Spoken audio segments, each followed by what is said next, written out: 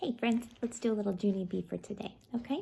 So we are on chapter 5, and she saw someone coming in the grocery store, and we're talking about her sneaky peeky spying.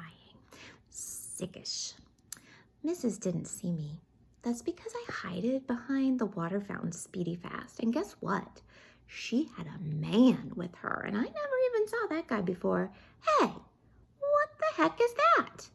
I said to just myself. Then I ran to my fastest to the cereal aisle to tell Mother what I saw.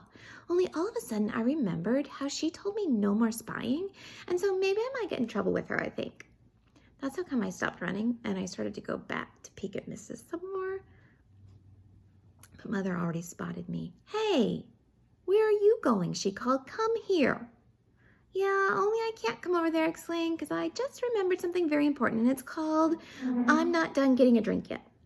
Then I ran right back to the water fountain, only Mrs. and the strange man were already disappeared. I said, where did those sneaky Petes go to?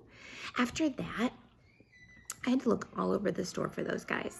First, I looked where the chocolate milk was. Then, I looked where the spaghetti and tomato sauce was. And I also looked where the delicious candy was. Only guess what? Where do you think I found them? At the stinky vegetables, that's where. I quick ducked down and hid it around the corner. And then I did some sneaky peeky spying on them. I saw Mrs. picking out a yucky blucky broccoli and stewy pewy tomatoes. And also the kind of vegetable named zucchini. Except for then the strange man snatched zucchini right out of her hands, and he tried to put it back on the shelf. Only Mrs. grabbed it right back again, and she pretended to hit him on the head with it. And then they both started laughing very much. That's when a terrible thing happened. And it's called Mrs. and the strange man did a big smoochy kiss. And it was in front of the whole entire everybody. I covered my eyes. That's because I was ashamed of her, of course. And on account of teachers don't do that smoochy thing. And after that, I peeked my eyes between my fingers and I saw Mrs. standing at the grapes. She picked up a bunch of the green kind and then she pulled some grapes right off the top of it because just then, Mrs. put the grape in her mouth and she ate it.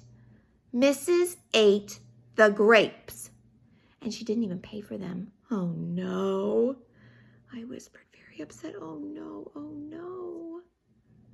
Because eating is the same thing as stealing, remember? And teachers aren't supposed to do stealing. Teachers are supposed to be the perfecter than that. Because they have to get a good example for their little children. And after that, I felt very sickish inside my stomach on account of Mrs. didn't even get caught and learn her lesson because nobody saw what she did. Not the store guy, not the strange man, nobody. Nobody except me. Chapter 6, Squeezy Lips. I didn't tattletale on Mrs. That's because if I told Mother, I would get in trouble for spying. And if I told the store guy, Mrs. might go to jail. And so I just kept it a secret inside my head. Because nobody can see secrets inside your head. Not even if they look in your ears. On Sunday, Grandma and Grandpa Miller came to our house for dinner, only I couldn't talk to them that much. That's because secrets are very slippery, and I didn't want it to slip out of my mouth by accident. Why so quiet tonight, Junie B? Asked Grandpa Miller. Cat got your tongue? My mouth opened wide. What cat? Is it the same cat that got killed by the ice cream truck? How come he wants to get my tongue now? Did his tongue gun get squished by accident? Grandma Miller did a face. Then she didn't eat her roast beef anymore. Mother looked surprised at me. You sure did get chatty all of a sudden. Does this mean you're not mad about the cookies anymore? And so then I remembered to stop talking again or else someone might get my secret to slip out. I squeezed my lips together very tight. And guess what else? Even the next day when I was on the school bus, my lips were still stayed squeezed. Hi, Junie B, said my bestest friend Grace. I did a wave at her. Then Grace frowned at me. How come you're not saying hi? You have to say hi. It's the rules. Except for I didn't say hi. And so then she called me the name of Big Stinky. And when we got to school, that Grace told Lucille I was being a meanie. And so those two played horse all by themselves and not me. And that's how come I finally had to sing or something very loud. I've got a secret. Ha, ha, ha, ha. I sang. That Grace put her hands on her hips. So, she said, we don't care, do we, Lucille? Except for just then, Lucille ran up to me speedy quick, because she cared, that's why. If you tell me your secret, I'll be your best friend, she said. Yeah, only I can't, Lucille, because if I tell you my secret, Mrs. might get in big trouble, and so I have to keep it inside my head. Lucille did a frown at me. It's not good to keep secrets inside your head, Junie B. My brother said keeping secrets inside your head makes pressure in there, and pretty soon your head might blow up. My eyes got very big at her. Oh no, I hollered, really upset. Then I holded my head real tight with my hands and I run my very fastest to the nurse's office because she has Band-Aids to hold your heads together, I think. My head's gonna blow, my head's gonna blow, I yelled at the nurse. She jumped up from her desk and hurried right over to me.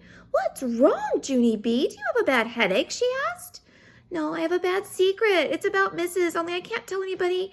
And now there's pressure in my head, and I need a Band-Aid or else it's going to explode. The nurse said to calm down. Then she put a Band-Aid on my head. And me and her went to the principal's office. The principal's the boss of the school. Me and him, we know each other very good.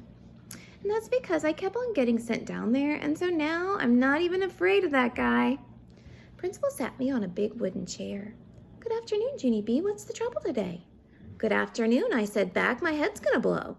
Principal frowned his eyes at me. Why do you think that? He asked. I did a little bit of squirming. Because I got a secret in there, that's why, I said. Principal sat down at his desk. He folded his hands. Maybe. If you tell me your secret, I can help, he said. Yeah, only I can't talk, I told him. Principal looked disappointed at me. But I thought you and I were pals, he said. We are, I said. I'm not even afraid of you. Principal did a chuckle. Good. That's good, he said. Then why don't you tell me what's bothering you? That's when I did a huffy breath at him. Because the guy wasn't listening to me, of course. Yeah, only I already said I can't talk. Remember that? Because if I talk, then I might accidentally tell you that my teacher stole grapes at the grocery store. And there she might have to go to jail. And so that's how come I can't. I just have to keep that secret inside my head, and that's all. I smoothed my skirt. The end, I said. Then I squeezed my lips together very tight, or else my secret might slip out. Only guess what? I think it already did. We're going to read chapter 7 starting tomorrow. Sour grapes.